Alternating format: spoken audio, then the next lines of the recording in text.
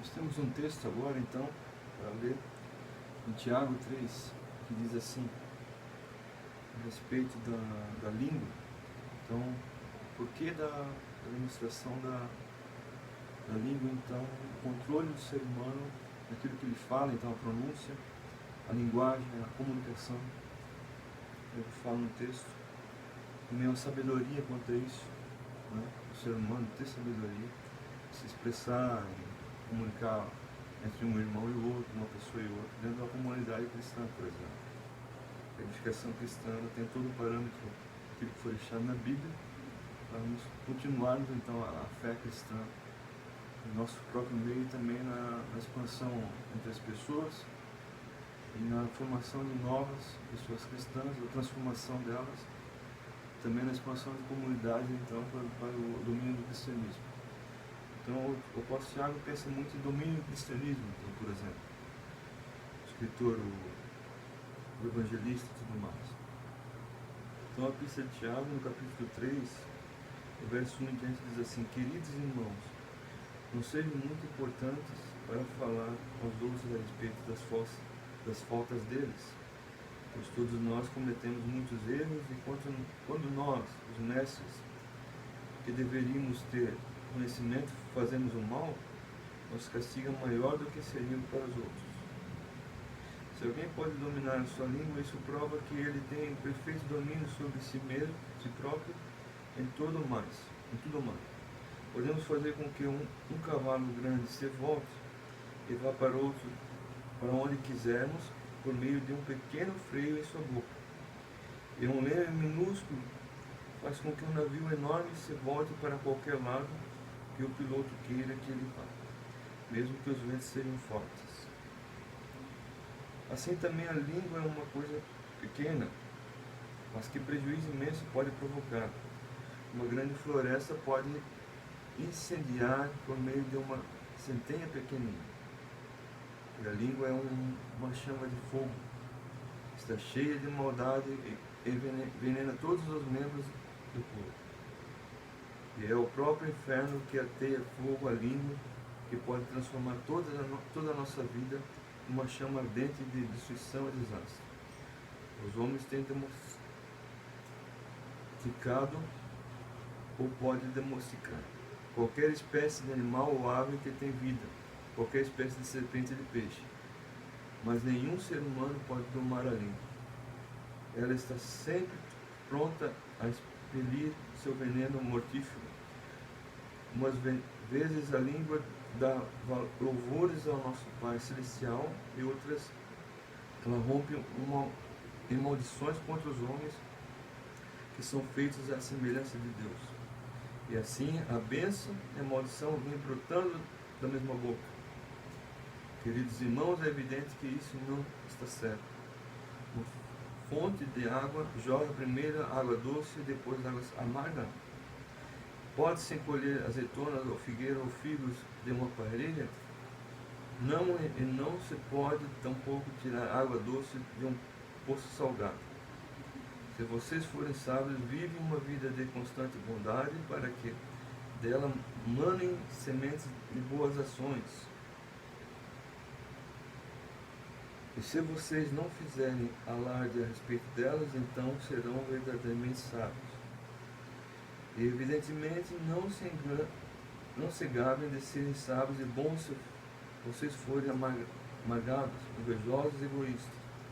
Esse é o pior tipo de mentira, porque a inveja e o egoísmo não são a espécie de sabedoria de Deus. Essas coisas são terrenas, materiais, inspiradas pelo diabo.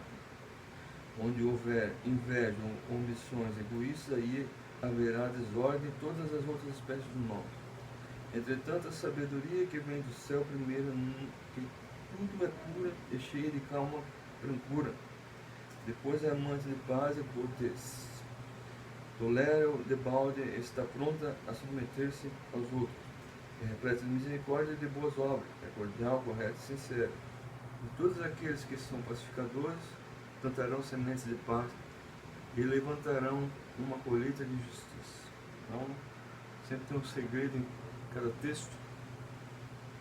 Então diz que todos aqueles que são pacificadores, querem a paz, plantarão sementes de paz e vão ter uma colheita de justiça. Que a justiça vai trabalhar em prol daquele que tenta a paz. Tenta haver paz diante das coisas, circunstâncias, em volta da manifestação do entretenimento das pessoas e tudo mais. Tem outra palavra-chave aqui falando da mentira do diabo, por exemplo. Já que a língua tem que ser controlada, então temos que cuidar com o diabo, que é ele que usa os seres humanos de instrumentos. O diabo usa os seres humanos de instrumentos, aqueles que não conseguem se deixar levar, que acabam sendo levados por ele, por causa de uma fraqueza espiritual, pelo exercício da fé cristã, e também aqueles que gostam e aceitam ser instrumentos do próprio diabo. Então o diabo, a Bíblia diz que existe. Então, aquelas coisas, por exemplo, está dizendo aqui que a inveja e o egoísmo, que não são uma espécie de sabedoria de Deus, inveja e egoísmo, tem inveja das pessoas, de pensar em mim mesmo. Essas coisas são materiais inspirados pelo diabo. Então o diabo tem inspiração na inveja e no egoísmo. Em eu, por exemplo, você querer se inspirar em você mesmo, se achar maior do que Deus, você se achar mais interessante do que o Deus ou outras coisas. E também a mentira, a inveja, por exemplo, aqui. O egoísmo é a inveja, é querer aquilo que é dos outros, ou pensar em querer, ter no coração. Como o adultério, ter no coração já é adultério, por exemplo. Então, um líder cristão, por exemplo, nesse texto de Tiago 3, a orientação é que seja praticante da correção e do controle da própria língua. Para a comunidade não vá em fofoca e caia na armadilha do diabo, que o diabo ele é o pai da mentira. Então, o Tiago vai dizer que o diabo vai desenvolver, por exemplo, onde existe a mentira. Então, que a gente cuide com a língua para não fofocar e seja uma mentira. E tenha a inveja, o egoísmo, por exemplo, o controle da língua falha, porque o diabo ele se alimenta disso.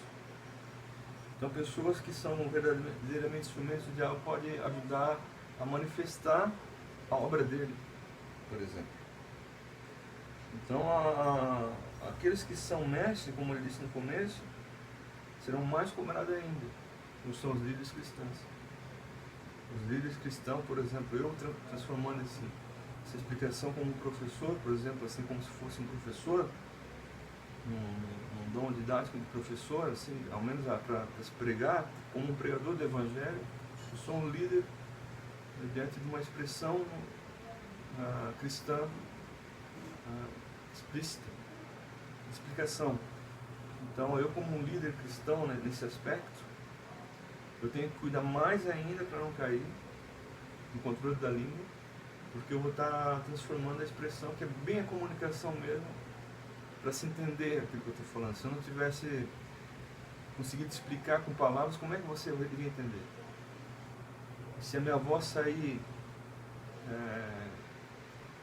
sem controle, falando mal de quem não deve, ou daquilo que não deve, por exemplo, de Deus, como é que eu vou ter controle na minha língua? Foi Deus que me criou.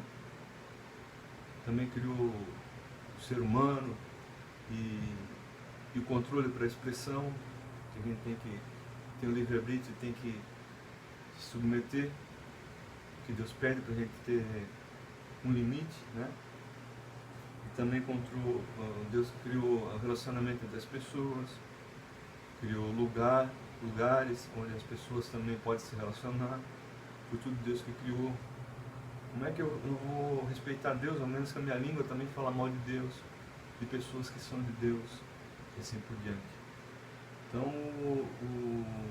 a carta, a epístola de Tiago, ela denota uma certa autoridade cristã, toda a sua parte contra a obra do diabo, por exemplo.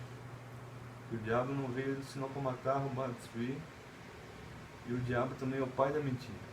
Então o Tiago, ele se preocupa na autoridade cristã, naquilo que se fala, naquilo que se expressa, na obra material, por exemplo, a obra de Deus.